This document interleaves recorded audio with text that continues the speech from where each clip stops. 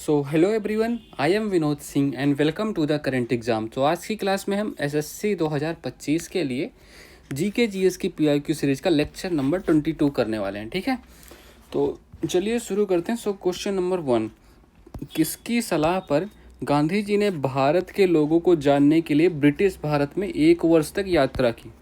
देखो, गांधी जी का पहले आपको क्या पता है? तो गांधी जी पहले कहाँ थे भैया? गांधी जी कहाँ थे? गांधी जी थे साउथ अफ्रीका में। ठीक है, तो अर्लियर जो पीरियड था इनका, इन्होंने कहाँ अपने मतलब युवा अवस्था इन्होंने मोस्टली अपनी साउथ अफ्रीका में बिताई। ठीक है, साउथ अफ्रीका में। अब इन्होंने साउथ अफ्रीका में कुछ काम भी किए। साउथ अफ्रीका में कैसे काम? 1894 में इन्होंने नटाल इंडिया कांग्रेस की स्थापना की। कहाँ? साउथ अफ्रीका में। ठीक है, तो नटाल इंडिया कांग्रेस। ठीक है, तो नटाल इंडिया कांग्रेस की स्थापना की गई 1894। ठीक है, तो ये आपको ध्यान रखना है। और क्या काम किया? या में फिनिक्स फॉर्म की भी यहीं पर शुरुआत की इन्होंने।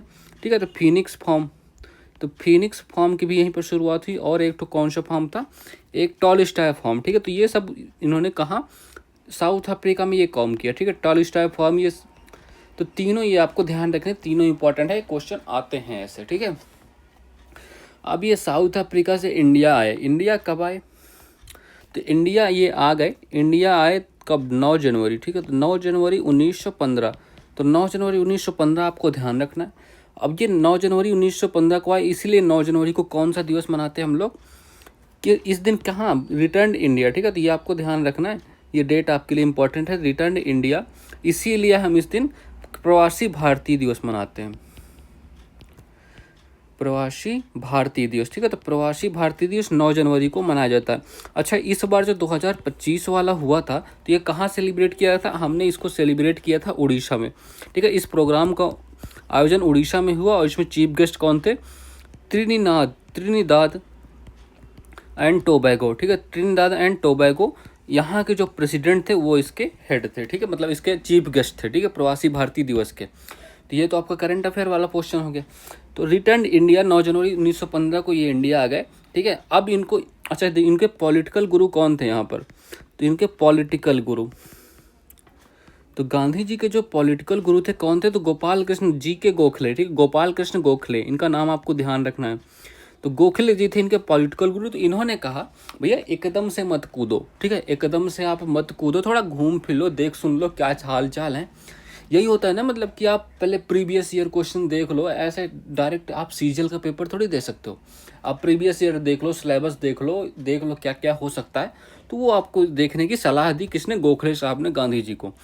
ठीक है, तो यही आपका करेक्ट आंसर हो जाएगा, गोपाल कृष्ण गोखले इसका राइट आंसर हो जाएगा। ठीक है, अच्छा, इन्होंने क्या कहा? ये गांधी जी के पॉलिटिकल गुरु थे और यही ना जिन्ना के भी पॉलिटिकल गुरु थे। ठीक है, तो ये आपको ध्यान रखना है। तो जिन्ना पॉलिटिकल गुरु थे, ये भी जिन्ना के भी पॉलिटिकल गुरु थे, ये भी आपको ध्यान रखना। ओके, अच्छा, इन गोपाल कृष्ण गोखले की एक फेमस रचना है सर्वेंट्स ऑफ इंडिया सोसाइटी। इसकी स्थापना किसने की थी? गोपाल कृष्ण गोखले। ठीक है, सर्वेंट्स ऑफ इंडिया सोसाइटी की स्थापना। ठीक है, servants of India society. Okay, तो ये आपको ध्यान रखना था, ये भी गोपाल कृष्ण गोखले के बारे में। ठीक है, अब गांधी जी इंडिया आए, फिर उन्होंने दे दनादन सत्याग्रह पे सत्याग्रह स्टार्ट किया। ठीक है, तो आओ देखते हैं कैसे।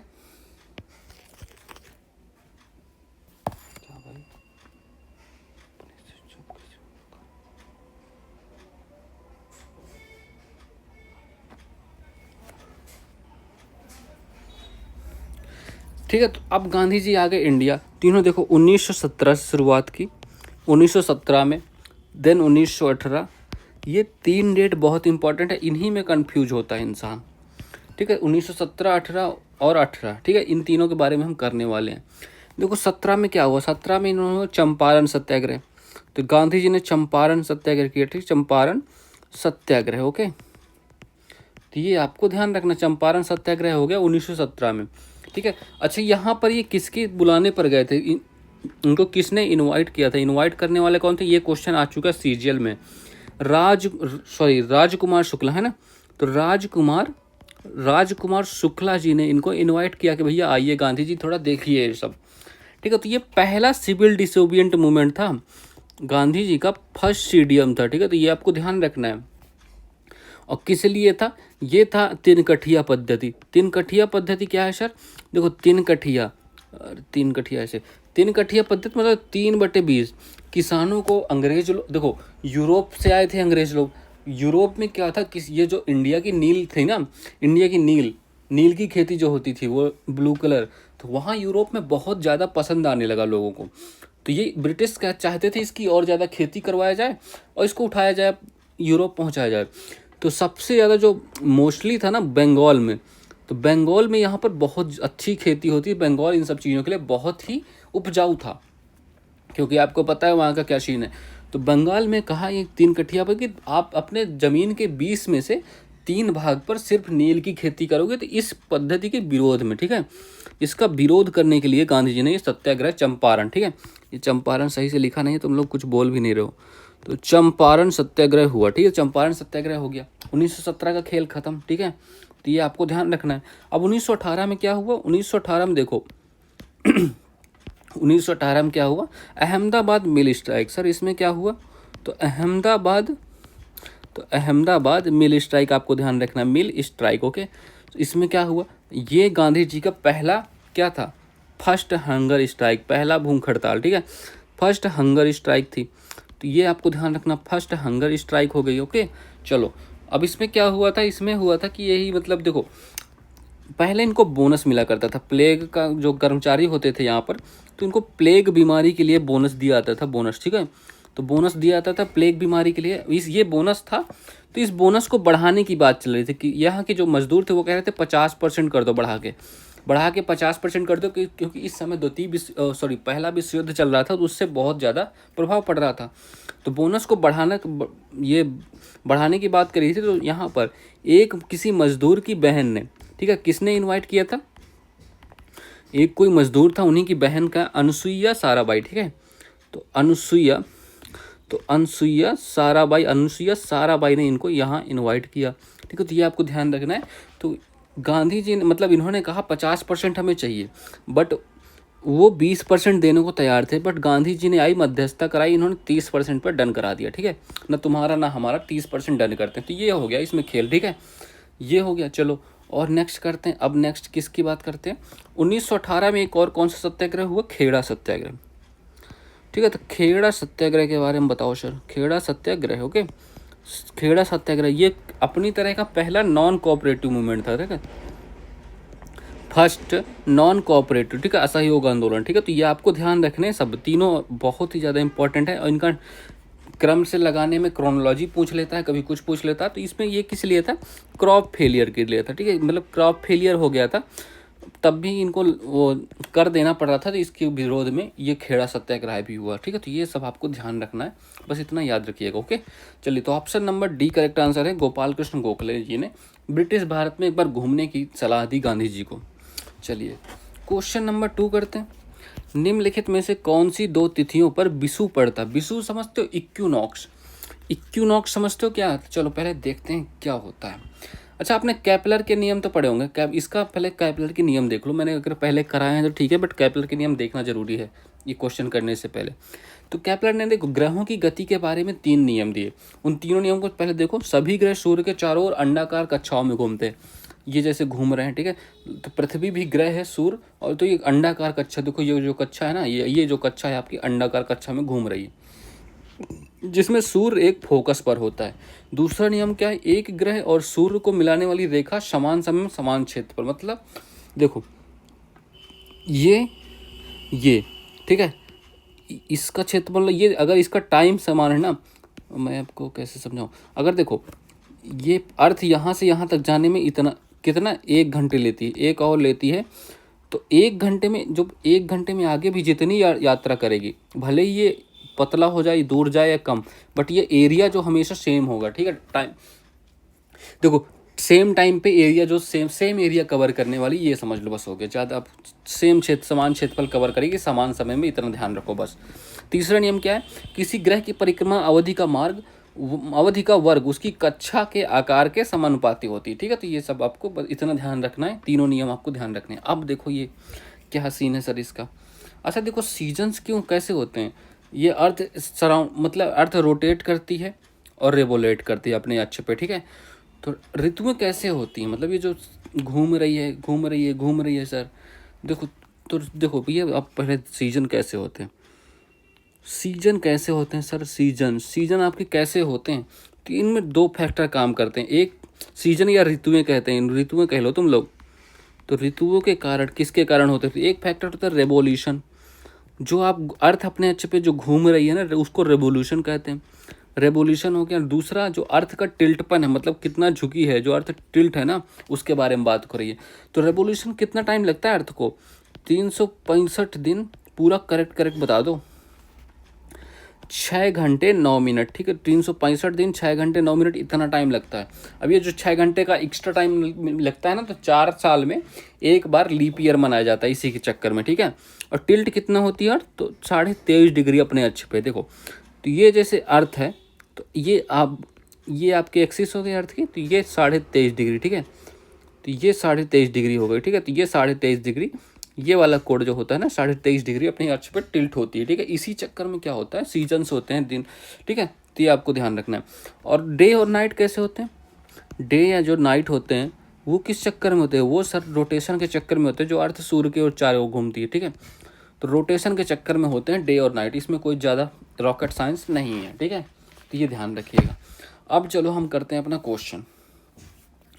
अब देखो, जब अर्थ यहाँ पर है, ठीक है, ये तो अब मैं आपको कैसे किस कलर से दिखा दूँ, चलो ये देखो, ये अर्थ है, अर्थ झुकी हुई है, बिल्कुल झुकी हुई है सर। तो इस पर बनाओ ये ऐसे ही, ये 23.5 डिग्री की एक्सिस हो गई। अरे यार, ये दिख नहीं रहा ना तुम लोगों को वाइट, चलो मैं इसको हटा के रेड ही लाता हूँ। ये 23.5 डिग्री का एक्सिस हो गया। इस पर बनाते हैं tropic of cancer 0 degree, tropic of कर्क हो गया, भूमध्य रेखा हो गई, और क्या हो गया, और हो गया आपका मकर रेखा, ठीक है। इस पे भी ऐसे ही बना लो, तो इसको भी ऐसे ही बना लो बेटा। तो ये हो गई आपकी कर्क रेखा, ये आपकी भूमध्य रेखा हो गई, ये आपकी मकर रेखा हो गई। अब देखो, जब यहाँ पर है इस वाले इलाका में सर, इसकी सीधी किरण कैसे कहाँ पर पड़ती है, सूरज की जो सीधी किरण हो गई ना, वो किस रेखा पे पड़ रही है, कर्क रेखा पे पड़ रही है, ठीक है। बट अगर ये टिल्ट ना होता तो ये पड़ती भूमध्य रेखा पर। इसी तरह इधर भी देखो, जब सूरज, चलो पहले इधर ही देख लो।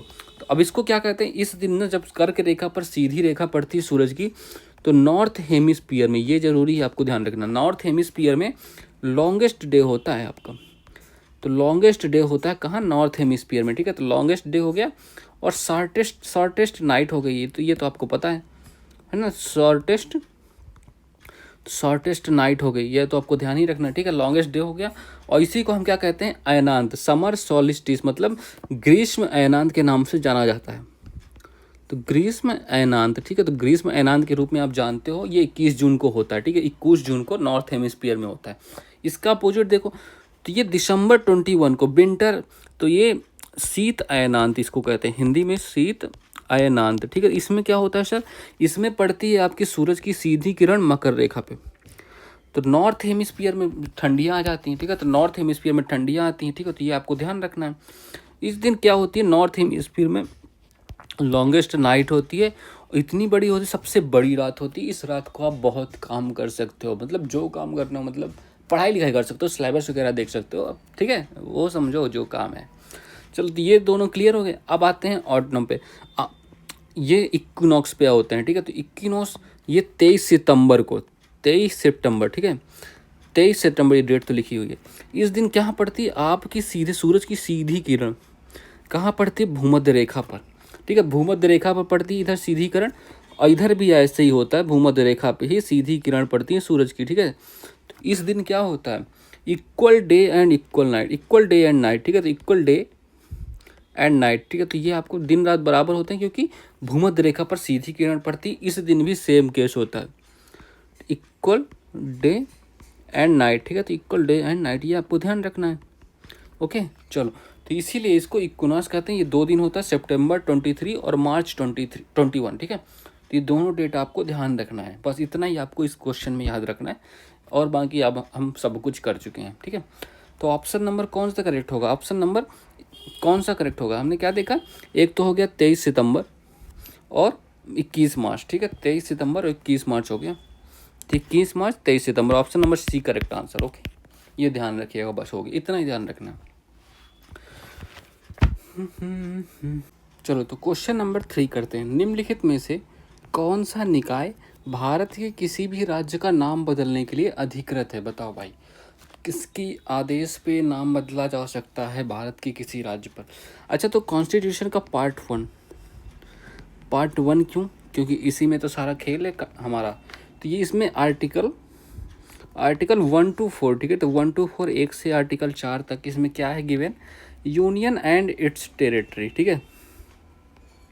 तो यूनियन एंड इट्स टेरिटरी ये हमारा पार्ट है, पहला पार्ट है संविधान का, ठीक है। तो ये तो आपको ध्यान ही होगा। इसमें 4 आर्टिकल हैं, चारों आपके लिए बहुत ही ज़्यादा ज़रूरी हैं, ठीक है। तो चारों के बारे में हम करने वाले हैं।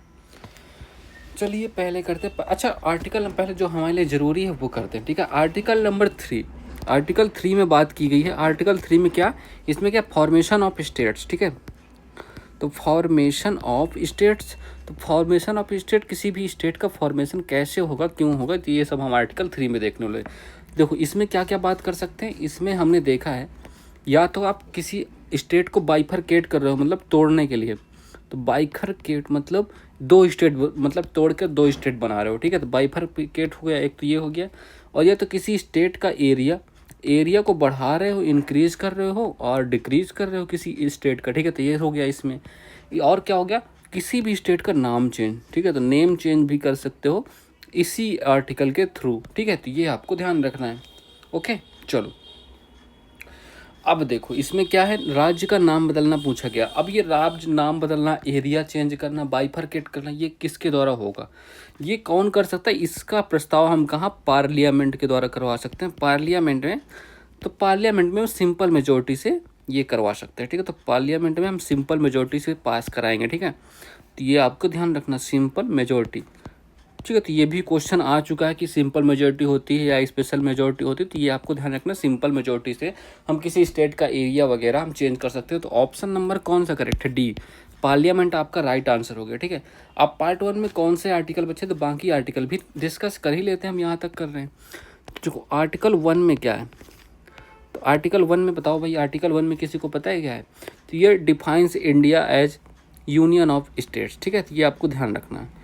ये भारत की परिभाषा को बताता है कि भारत एक यूनियन है स्टेट्स का, ठीक है। तो कुछ स्टेट्स का गठबंधन है, ठीक है। तो India as a union of state, मतलब कुछ सारे स्टेट्स मिलके उनका यूनियन जो है वो है आपका भारत, ठीक है। तो यूनियन ऑफ स्टेट्स हो गए आर्टिकल नंबर 1। आर्टिकल 2 में क्या है? आर्टिकल 2 में है इस्टेब्लिशमेंट ऑफ न्यू स्टेट्स, ठीक है। मतलब कोई बाहर से, किसी विदेश को, कोई अदर टेरिटरी, बाहर टेरिटरी को अपना स्टेट्स में शामिल करना, ठीक है। तो इस्टेब्लिशमेंट ऑफ, तो इस्टेब्लिशमेंट, ठीक है। तो इस्टेब्लिशमेंट ऑफ न्यू स्टेट्स, ठीक है। तो ये आपको ध्यान रखना, न्यू स्टेट्स। ये भी कौन करता है? ये भी काम कर सकता है पार्लियामेंट ही करेंगे, पार्लियामेंट, ठीक है। तो पार्लियामेंट, ओके। तो ये आपको ध्यान ही रखना, पार्लियामेंट बहुत स्पेशल रोल करता है। अब आर्टिकल 4 में, आर्टिकल 4 देखो, अच्छा ये जो हम चेंज कर रहे हैं, तो इसको हमें करने के लिए किसकी ज़रूरत नहीं होगी? 368 की ज़रूरत नहीं होगी, ठीक है। जो सारे अमेंडमेंट हो रहे हैं, दीज अमेंडमेंट्स, ठीक है, these amendments does not belong to article 368, ठीक है। तो अमेंडमेंट, तो ये आपको ध्यान रखना है। तो आर्टिकल 368 इसकी ज़रूरत हमें नहीं पड़ने वाली। किन किन कामों के लिए? यदि हम देखो पहली एंड चौथी शेड्यूल में अगर परिवर्तन करते हैं, ठीक है, शेड्यूल के अकॉर्डिंग। और कौन सा आर्टिकल हो गया? आर्टिकल 2 एंड 3, ठीक है, आर्टिकल 2 एंड 3। तो इन सब के लिए आपको 368 की ज़रूरत नहीं पड़ने वाली। तो ये आपको इतना बस ध्यान रखना है इस क्वेश्चन के लिए, ठीक है। तो बस ये ध्यान रखिएगा। तो option number D correct answer है, पार्लियामेंट, ठीक है। चलिए क्वेश्चन नंबर 4 पे आते हैं।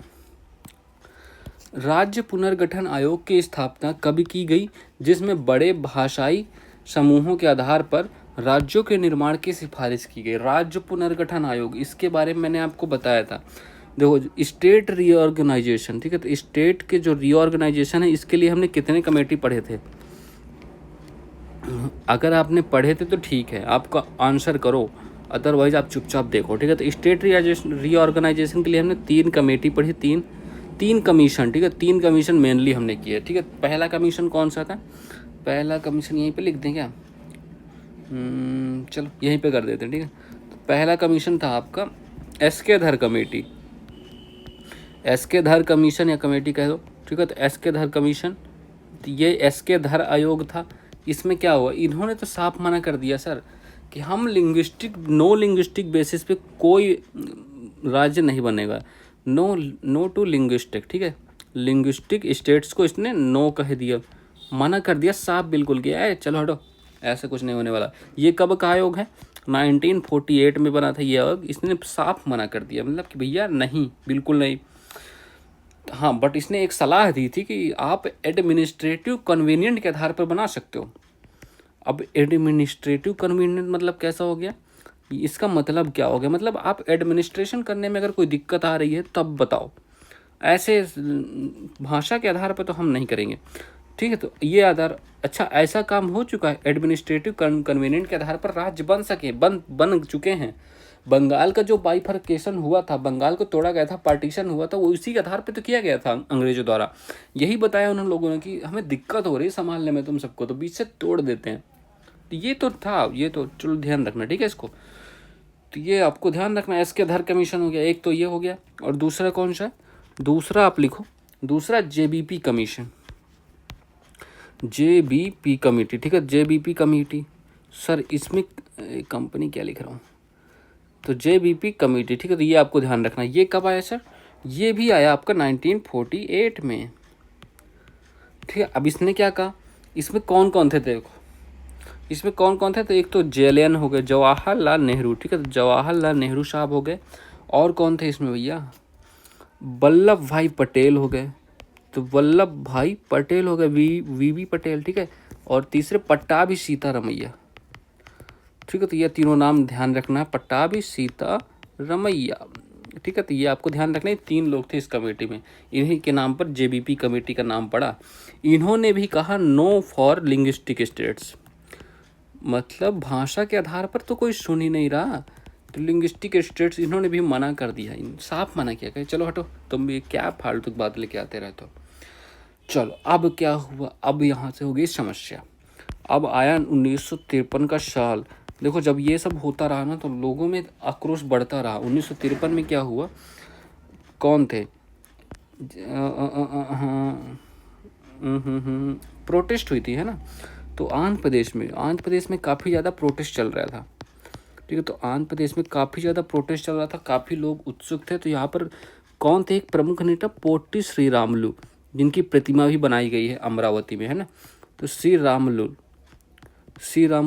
तो पोट्टी श्रीरामुलु ने क्या किया, इन्होंने फास्ट टू डेथ, मतलब आंध्र प्रदेश में पोट्टी श्रीरामुलु ने फास्ट टू डेथ, और इनकी मृत्यु भी हो गई इसी में इनकी मृत्यु हो गई, जैसे अन्ना हजारे नहीं थे ऐसे ही, तो इनकी मृत्यु भी हो गई। तब इनको मतलब बनाना पड़ा, आंध्र प्रदेश का निर्माण तुरंत हो गया, 1953 में इसको बना दिया गया। तो इसी को फर्स्ट लिंग्विस्टिक स्टेट का दर्जा मिला, ठीक है। तो पहला भाषा के आधार पर पहला राज्य कौन बना, तो लिंग्विस्टिक स्टेट कौन सा था, आंध्र प्रदेश बना, 1953 में ही बन गया, ठीक है। तो ये आपको ध्यान रखना है। बट ओरिजिनली ये कब हुआ, मैं भी चलो ओरिजिनली लिख के डेट लिख लो, 1 नवंबर 1956 इसकी डेट मिलती है, क्योंकि मैं आगे बताऊँगा कब, क्योंकि एक्ट इसके लिए तभी आया।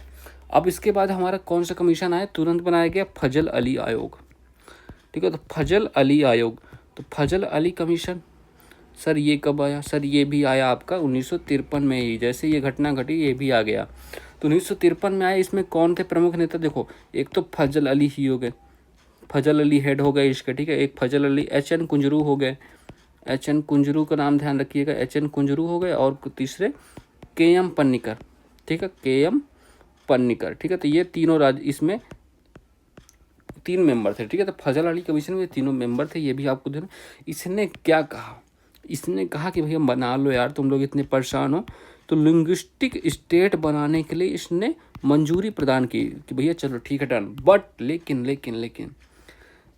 1 लैंग्वेज 1 स्टेट को इन्होंने परमिशन नहीं दी। 1 लैंग्वेज मतलब ऐसा नहीं कि तुम एक भाषा में तो आप इतने स्टेट ही स्टेट बना लोगे, इसने बिल्कुल परमिशन नहीं दी 1 लैंग्वेज 1 स्टेट के लिए। इसने कहा लैंग्विस्टिक स्टेट पर बना सकते हो। तो इसी के आधार पर फिर हमारे पास क्या है, इसी के आधार पर हमारे पास आया स्टेट रीऑर्गेनाइजेशन एक्ट।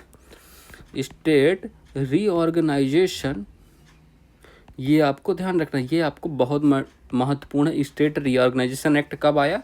ये आया 1956 में पारित हुआ, ठीक है। इसी के अकॉर्डिंग फिर 1 नवंबर 1956 को आंध्र प्रदेश को दर्जा मिला, ठीक है। तो इसके अकॉर्डिंग पर इसके हमारे कितने राज्य बने? 14 राज्य बने। तो 14 राज्य प्लस 6 यूटी, ठीक है। तो ये बन गए हमारे इसी 1956 में, ठीक है। तो ये आपको ध्यान रखना है, बस इतना याद रखना है, ठीक है। तो ये आपको ध्यान रखना है। तो आंसर क्या हो गया? तो ये कब बना, तो क्या पूछा है?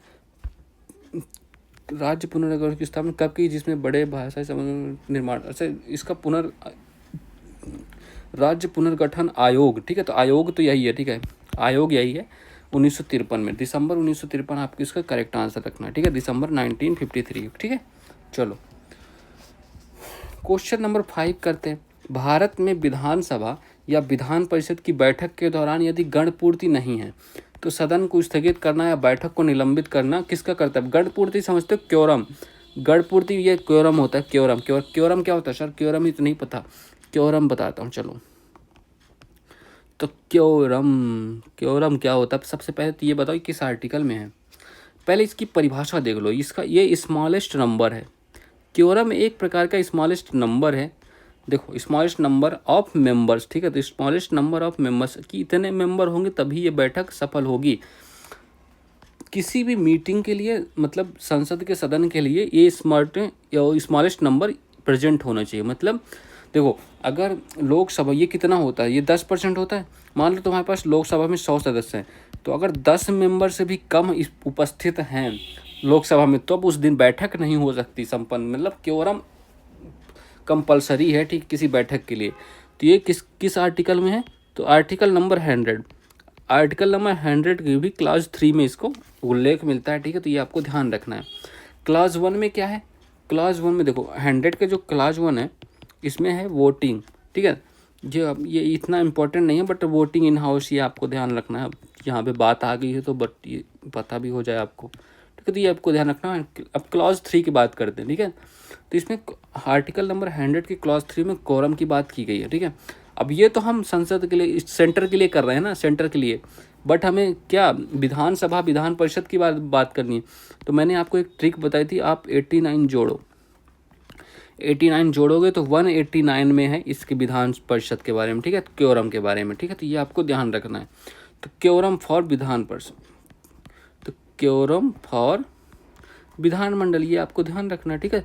तो विधानमंडल, चलो, तो यही आपका आंसर। अच्छा, इसमें कौन देता है? अच्छा, तो ये क्या होता है क्योरम? तो आपको पता क्या है ना, 1/10 मेंबर, ठीक है। तो 1/10 नंबर ऑफ मेंबर्स, ठीक है। तो ये आपको ध्यान रखना है किसका होता है, मतलब जो आपका लोअर हाउस होता है, ठीक है। तो ये आपको ध्यान रखना है, ठीक है। चलो, अब अगर ये क्योरम नहीं है, क्योरम इफ नॉट क्योरम, ठीक है। तो ये इसका क्या फिर क्या किया जा सकता है? ये देखो, well let's get started now, we have got a quorum, मतलब वी हैव गॉट अ मतलब हमारे पास क्योरम हमने अचीव कर लिया है। 10% मेंबर आ गए हैं, 1/10 मेंबर आ चुके हैं। अब हम स्टार्ट कर सकते हैं अपनी मीटिंग बैठक, ठीक है। तो ये आपको इसके द्वारा मैंने समझाने का प्रयास किया है। देखो, अब तो इफ नॉट क्योरम, तो प्रिसाइडिंग ऑफिसर कौन होता है? तो प्रिसाइडिंग ऑफिसर कौन होता है? प्रिसाइडिंग ऑफिसर लोकसभा या विधानसभा वगैरह में, ठीक है। तो कौन होता है? तो प्रिसाइडिंग ऑफिसर जो, मतलब आप चेयरमैन कह सकते हो।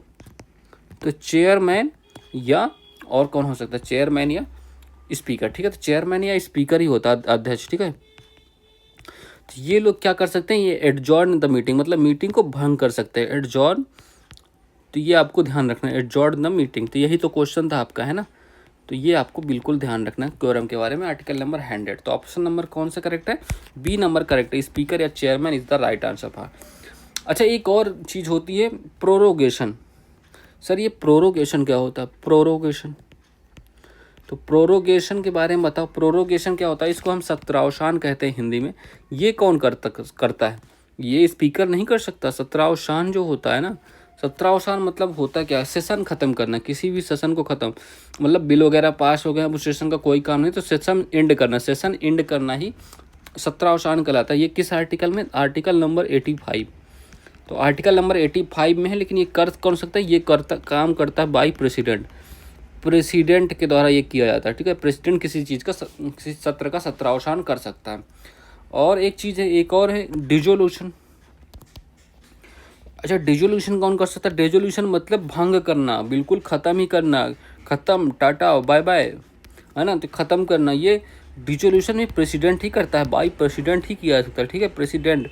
बट ये सिर्फ लोकसभा को कर सकता है, लोकसभा को ही कर सकता है, बट राज्यसभा को क्यों नहीं? क्योंकि राज्यसभा स्थायी परिषद है, स्थायी सदन है, इसके सदस्य रिटायर होते हैं, बट ये राज्यसभा कभी भंग नहीं हो सकती, ये आपको ध्यान रखना है, ठीक है।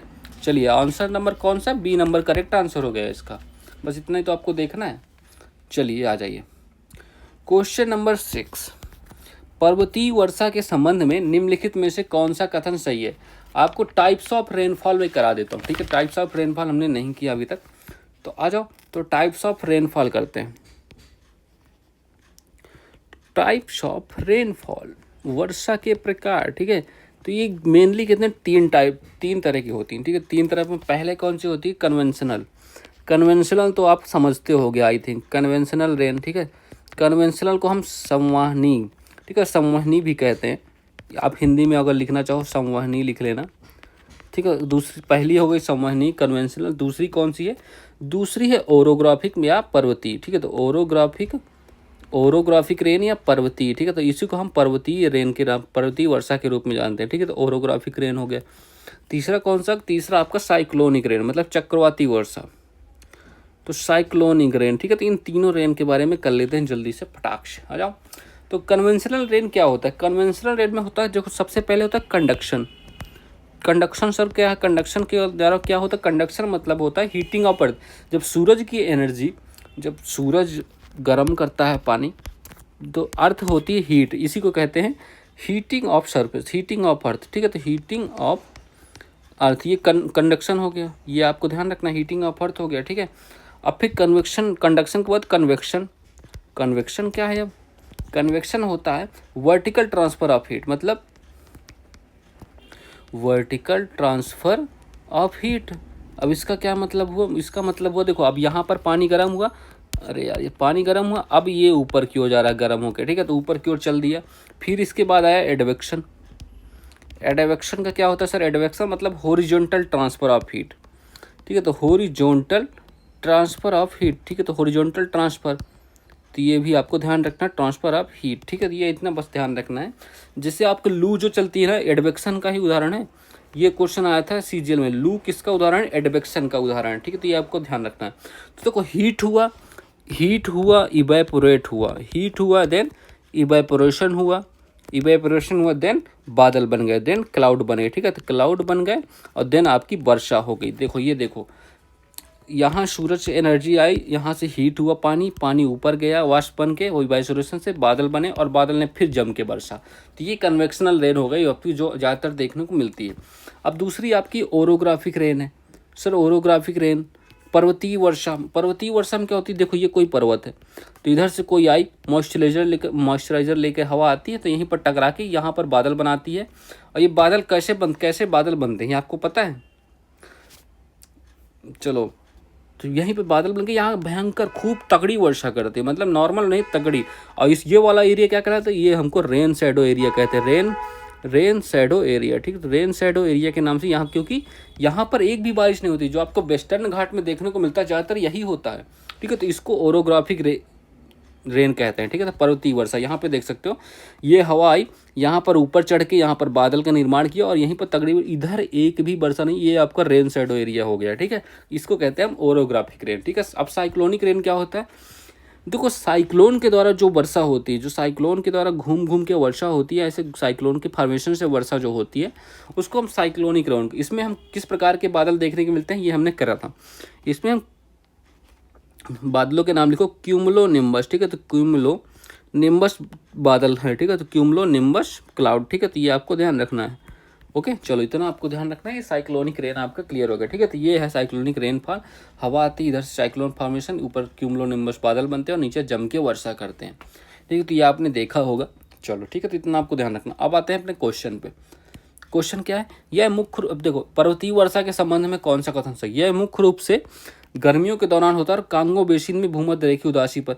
कांगो बेसिन जरूरी नहीं है, कहीं भी होता है, मतलब कांगो बेसिन के अलावा भी हो जाता है, ठीक है, तो ये आपको गलत है, बिल्कुल गलत है।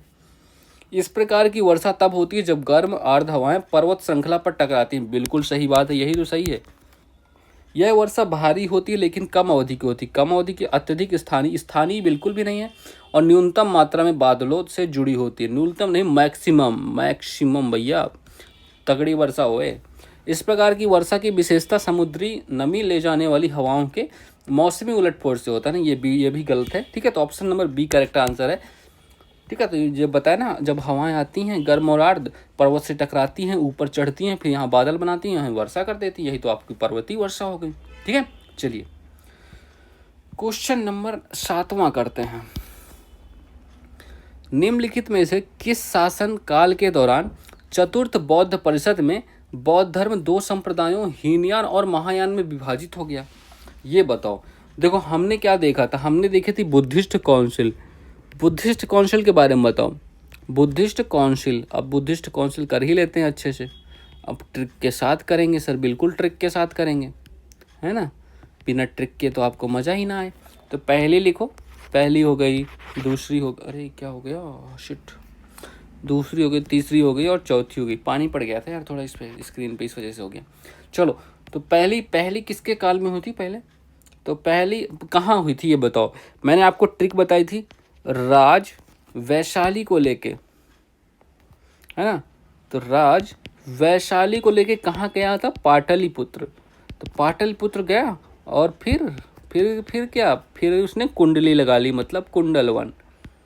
तो कुंडलवन जो कि आपका जम्मू एंड कश्मीर में है, ठीक है।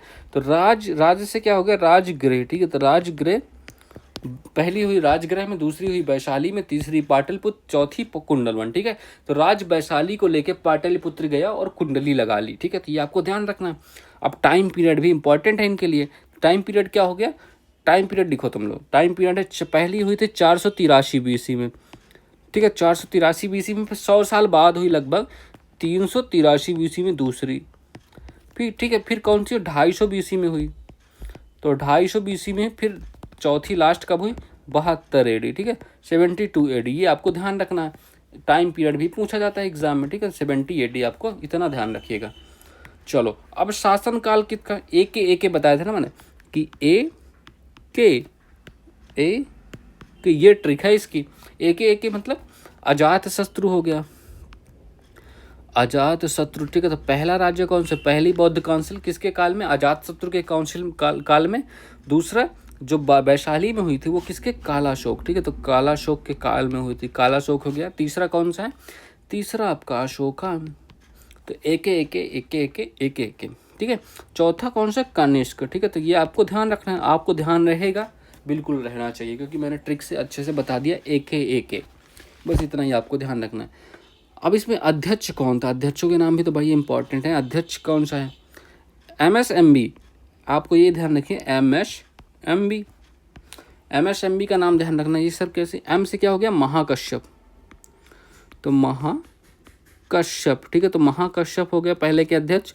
दूसरे को हो गया सबाकामी, ठीक है। सबाकामी हो गए, सबाकामी। और तीसरी काउंसिल के मोगली पुत्र टिस्ट, ठीक है।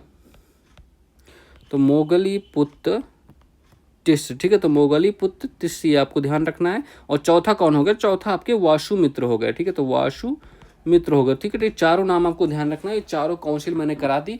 अगर काउंसिल से क्वेश्चन आता है तो इससे बाहर आपको जाना ही नहीं कहीं। अगर काउंसिल से ये इतना ही पूछता है और क्या ही पूछेगा, तुम ही बताओ। यही पूछता है भाई, यही। अब देखो अब क्या आया, अब मैं बता रहा था, हाँ। तो देखो जो हीनयान चतुर्थ बौद्ध परिषद के दौरान इसका किसमें विघटन हुआ? एक तो ही गया हीनयान, ठीक है। तो हीनयान हो गया। और दूसरा कौन सा? महायान, ठीक है। तो महायान हो गया। अब इनके बारे में कुछ चीज़ें जान लेते हैं, डिफरेंसेस, ठीक है। देखो हीनयान में क्या कहा कि हीनयान में कहा इन्होंने, इसको हम पहले लेशर व्हीकल के नाम से जानते हैं, ठीक है। इसको लेशर व्हीकल, तो लेशर व्हीकल, और इसको क्या? ग्रेटर व्हीकल, ठीक है। तो ग्रेटर व्हीकल, ठीक है। तो ये आपको पता होगा। तो ग्रेटर व्हीकल के नाम से जानते हैं। चलो अब इसमें क्या हो गया? आइडल वर्शिप बताओ। आइडल वर्शिप किस में मानी गई? तो आइडल वर्शिप है, हीनयान लोगों ने इसको बढ़ावा दिया, मतलब सपोर्ट किया। महायान के लोगों ने कहा नहीं, आइडल वर्शिप हमें नहीं करना, हमसे मतलब नहीं। अरे सॉरी, गलत बता गया, गलत, रुक जाओ तुम लोग। तो हीनयान ने आइडल वर्शिप को नकारा, मना किया, ठीक है। हीनयान ने आइडल वर्शिप को नकारा, जबकि महायान ने आइडल वर्शिप को बढ़ावा दिया। ये आपको ध्यान रखना है, वो गलत हो गया था, चलो कोई बात नहीं। और टेक्स्ट इनमें हीनयान के टेक्स्ट किस भाषा में मिले, टेक्स्ट जो मिलते थे हीनयान के पाली लैंग्वेज में मिलते थे, ठीक है। तो हीनयान के पाली लैंग्वेज में, और जबकि महायान के संस्कृत लैंग्वेज में, ठीक है। तो महायान के संस्कृत लैंग्वेज में मिलते थे, ठीक है। तो ये भी आपको ध्यान रखना है। और क्या देख सकते हैं, अच्छा बुद्धा का रिबर्थ कौन सपोर्ट करता था, बुद्धा का जो रिबर्थ है, भगवान बुद्ध का रिबर्थ कौन सपोर्ट करता था। देखो हीनयान के अकॉर्डिंग में बुद्धा का कोई दोबारा पुनर्जन्म नहीं हुआ, जबकि महायान ने कहा कि नहीं बुद्धा का पुनर्जन्म हुआ है। तो ये आपको कुछ बातें और ध्यान रखनी है, ठीक है। चलो तो ऑप्शन नंबर क्या करेक्ट है भैया, 14 बहुत कुषाण, ठीक है, कनिष्क कुषाण वंश का था। Option number A correct answer है, ठीक है। तो बस इतना ध्यान रखिएगा इस क्वेश्चन में आप लोग, ओके। चलिए आ जाइए क्वेश्चन नंबर 8, ठीक है। निम्नलिखित में से किस क्रांतिकारी ने अपने परीक्षण के दौरान कहा कि वह बम और पिस्तौल के पंथ का महिमा मंडन नहीं करना चाहता, बल्कि समाज में क्रांति चाहता। मतलब कि वो बम और पिस्तौल के, ये नहीं कि मेरे पास बम है, मेरे पास पिस्तौल है, मैं उड़ा दूंगा, मार दूंगा, ख़त्म कर दूंगा, ये सब से मेरा कोई लेना नहीं। बस मैं समाज में क्रांति लाना चाहता हूँ, बस क्रांति चाहिए मुझे, क्रांति से मतलब है अपने को। तो ये कौन थे, भगत सिंह भैया। भगत सिंह क्या आदमी थे यार, मतलब कि इतनी सी कम उम्र में भाई क्या ही है। चलो तो भगत सिंह के बारे में हम कुछ चीज़ें करनी है। अब भगत सिंह के बारे में क्या क्या कर लो, सब कम है। अरे तुम लोग पढ़ना, इनकी एक बुक है why I am an atheist, वो बुक पढ़ना, बहुत तगड़ी बुक है यार, मैंने पढ़ी है, आप लोग भी पढ़ो, ठीक है। तो वो भगत सिंह के बारे में करते हैं। तो इनका संबंध किससे, इन्होंने एक सभा बनाई थी, क्या, पंजाब नौजवान भारत सभा, ठीक है। तो ये क्वेश्चन सीजीएल पूछ चुका था, पंजाब नौजवान, तो पंजाब नौजवान भारत सभा, ठीक है। तो भारत सभा, ठीक है। तो ये सभा का इन्होंने निर्माण किया था, कब बनाई थी इन्होंने, 1926 में, ठीक है। तो ये आपको ध्यान रखना है। और बुक का नाम तो मैंने अभी बताया ही, बुक कौन सी थी इनकी, बुक थी why I am an atheist. तो why I am an atheist, ठीक है, ये आपको ध्यान रखना है, ठीक है। तो बुक का नाम बिल्कुल भूलना मत, ठीक है। तो ये इतनी बातें आपको ध्यान रखना, व्हाई आई एम अथीस्ट, ठीक है। अरे यार क्या है ये, चलो तो ये बुक का ना, ये बुक पढ़ना यार तुम लोग, मैं तो कहता हूँ पढ़ो, बिल्कुल पढ़ो, बहुत अच्छी बुक है, ठीक है। ये आप ध्यान रखिएगा। अब इन्होंने क्या किया 1928 में, तो 19, चलो अगले वाले पेज पे कर लेते हैं, यहाँ पर कुछ काम है हमें। तब भगत सिंह ने 1928 में क्या किया, भगत सिंह ने 1928 में किया हत्या, किसकी हत्या की, सॉन्डर्स की।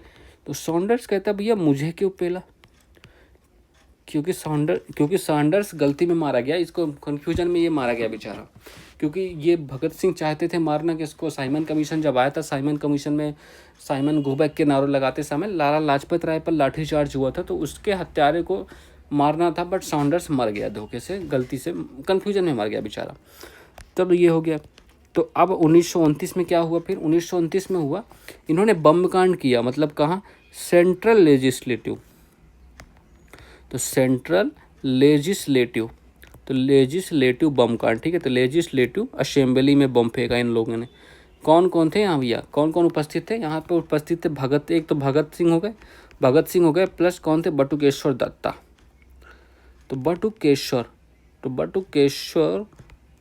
दत्त भी यहीं पर शामिल थे, ठीक है। तो बटुकेश्वर दत्त, इन दोनों ने बम फेंका और कहा कि भैया देखो बहरों को सुनाने के लिए धमाकों की जरूरत पड़ती है, ये इन्होंने कहा, ठीक है। तो ये इन पर फिर बाद में केस भी चला, और देखो केस का ऐसा हुआ कि फिर शहीद ही हो गए। 1931 का साल था और 23 मार्च की डेट थी, 23 मार्च की डेट थी। इस दिन हम क्या शहीद दिवस मनाते हैं, क्यों मनाते हैं भैया, शहीद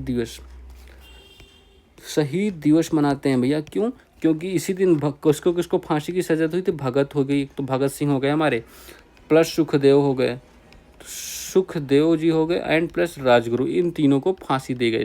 लाहौर के जेल में फांसी हुई थी, ये तो आपको पता है ना, लाहौर जेल में इनको सबको फांसी मिल गई, ठीक है। तो ये आपको इसी दिन हम इसलिए शहीद दिवस मनाते हैं। इंकलाब जिंदाबाद के नारे लगाते लगाते 3 सपूत शहीद हो गए, मात्र 23 साल की उम्र में शहीद हो गए। बेटा तुम लोग क्या कर रहे हो, 23 साल की उम्र रील स्क्रॉल कर रहे हो, चलो कोई बात नहीं, करो। अच्छा एक दिन और हम शहीद दिवस मनाते हैं, कब मनाते हैं, 30 मार्च को, तो 30 मार्च को, ठीक है, 30 मार्च को ध्यान रखिएगा, और क्यों मनाते हैं ये आप बताइएगा। चलो अच्छा बाकी भी कुछ कर लेते हैं। सूर्यसेन के बारे में क्या जानने को मिलता है? सूर्यसेन के बारे में क्या आप बता सकते हो?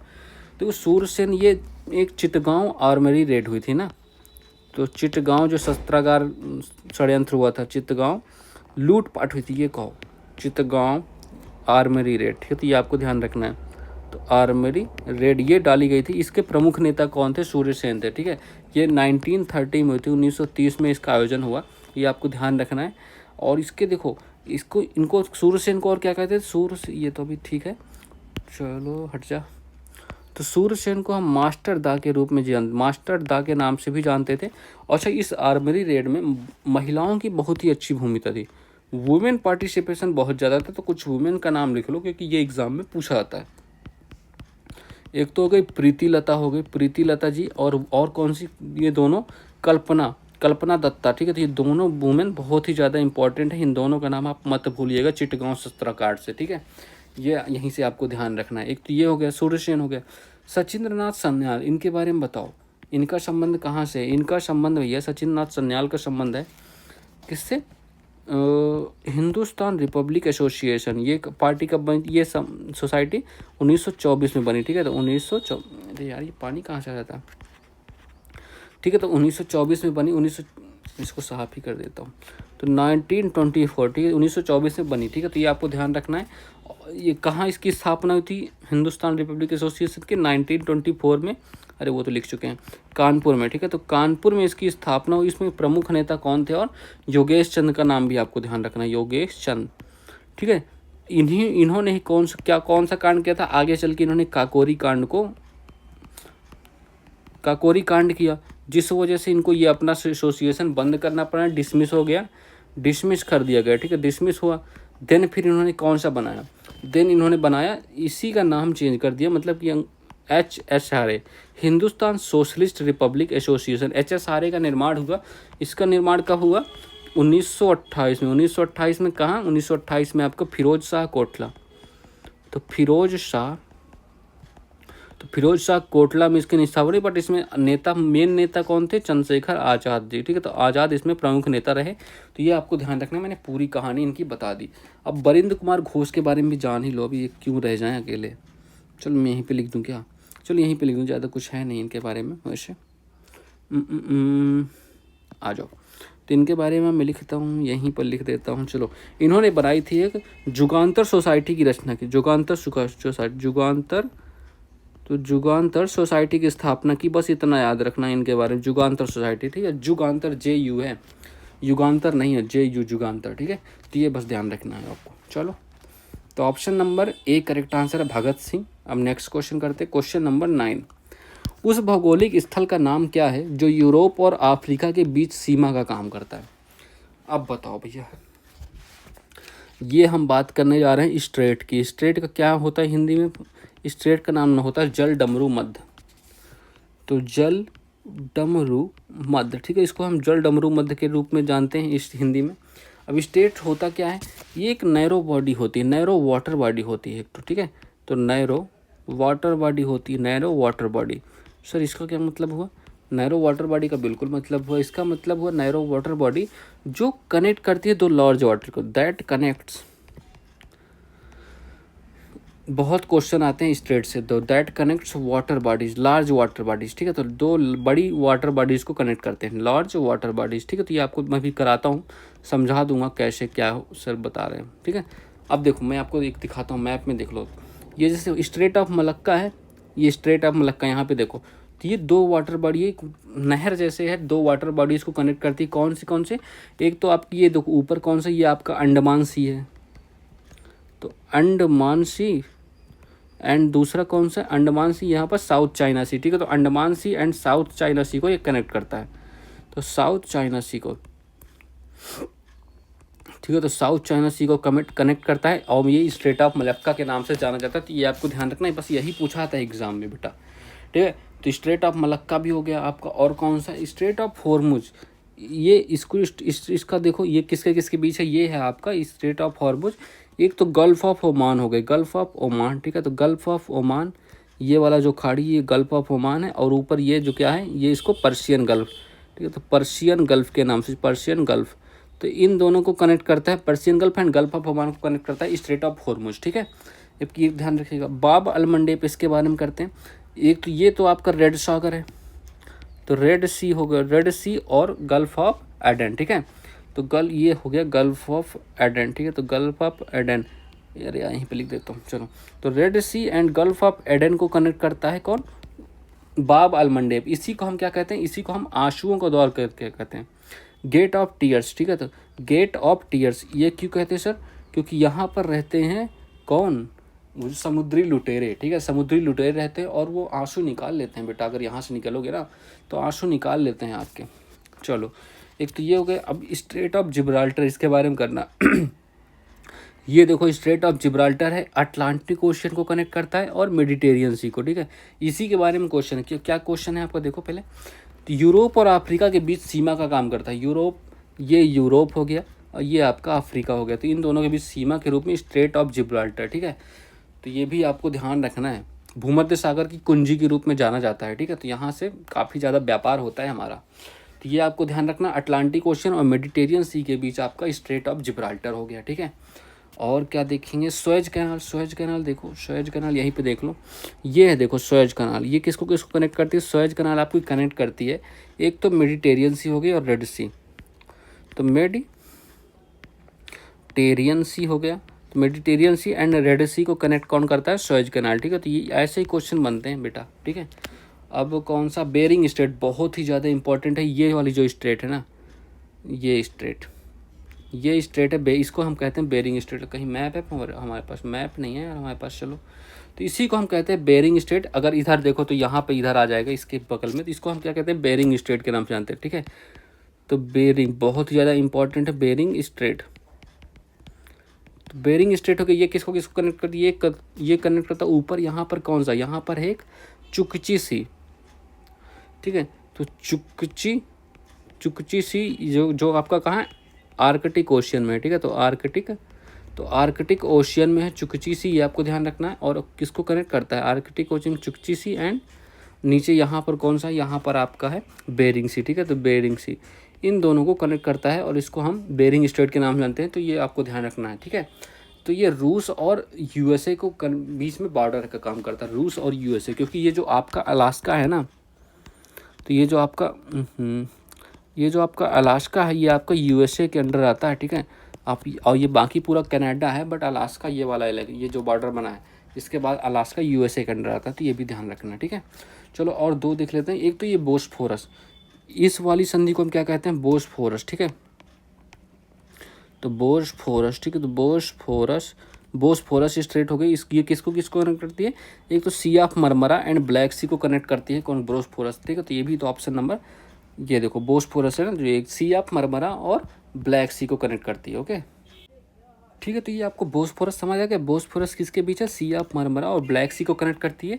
और एक डार्डेनिल्स, ये एगियन सी और सी ऑफ मरमरा, ठीक है। तो ये भी आपको ध्यान रखना, डार्डेनिल्स भी आपको याद रखना है, ठीक है। ये तुर्की के पास है, तो ये आप बिल्कुल याद रखिएगा। तो ऑप्शन नंबर कौन सा करेक्ट हो गया? ऑप्शन नंबर आपका कौन सा होगा? स्ट्रेट ऑफ जिब्राल्टर, ठीक है।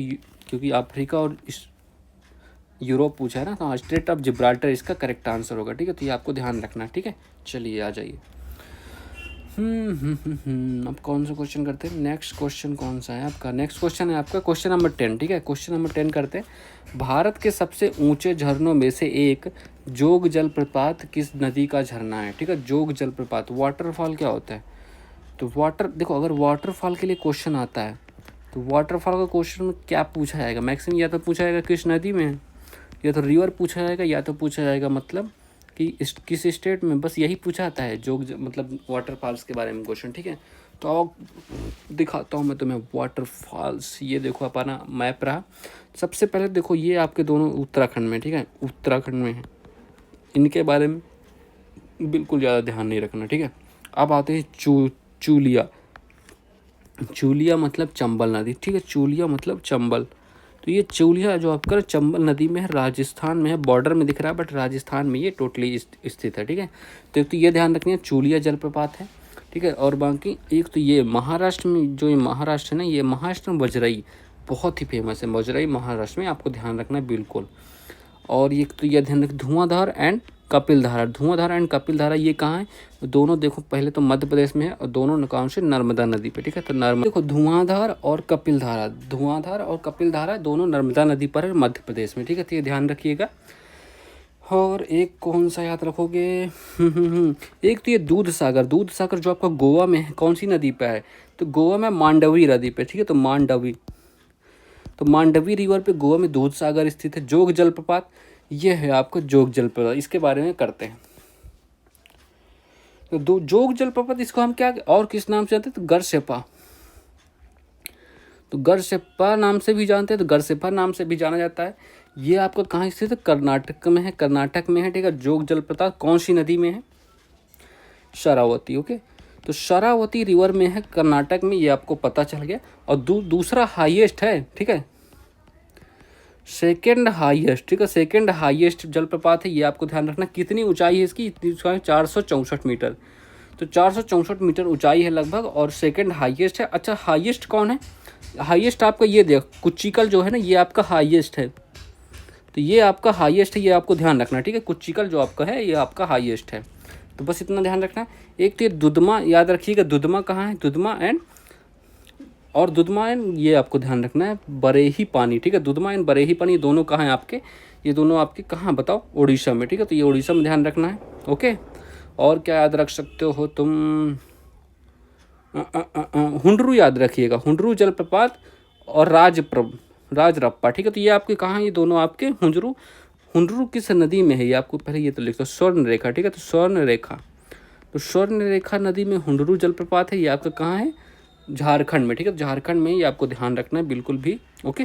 चलो, और एक ये ओलिफेंटा एंड नाहकलाई, ये आपके कहाँ? मेघालय में है, ठीक है। तो मेघालय आपको इनको याद रखना, मेघालय में, ठीक है। तो बस इतना याद रखिएगा। बाकी ज़्यादा कुछ खास इंपॉर्टेंट नहीं, जितना मैंने बताया। बाकी इनके स्टेट याद रखना, स्टेट काफ़ी इंपॉर्टेंट होता है, ठीक है। चलो बस इतना याद रखिएगा, ओके। चलिए, तो ऑप्शन नंबर कौन सा? ऑप्शन नंबर कौन सा? Sharavati, option number C correct answer, ठीक है। चलो भैया।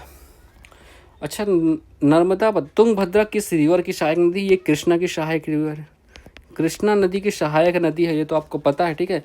इसी के किनारों पर कौन सा हम्पी शहर स्थित है? जो हम्पी किसकी कैपिटल थी? विजयनगर साम्राज्य की है ना, तो विजयनगर की कैपिटल थी, ये आपको ध्यान रखना, विजयनगर कैपिटल, ठीक है। तो ये आपको ध्यान रखना, ओके। चलो, नर्मदा कहाँ से निकलती है? नर्मदा तो आपको पता है अमरकंटक की पहाड़ियों से, है ना। तो अमरकंटक की पहाड़ियों से, और यहीं से क्या निकलता है? यहीं से और क्या निकलती है? यहीं से सोन नदी भी निकलती है, सोन नदी भी यहीं से निकलती है, ओके। चलो, तो ऑप्शन नंबर सी मार्क कर लेना, बस that's it. So that's all for this class. Please like कीजिएगा यार, लाइक कीजिए, शेयर कीजिए, सब्सक्राइब कीजिए। और जो भी क्वेश्चन जिस टॉपिक में आपको डाउट हो वो टॉपिक कमेंट कीजिए, मैं अगली क्लासेस में उसको ऐड कर दूंगा, ठीक है। इतना आप काम कर दीजिए, ठीक है। चलिए, have a good day and thank you.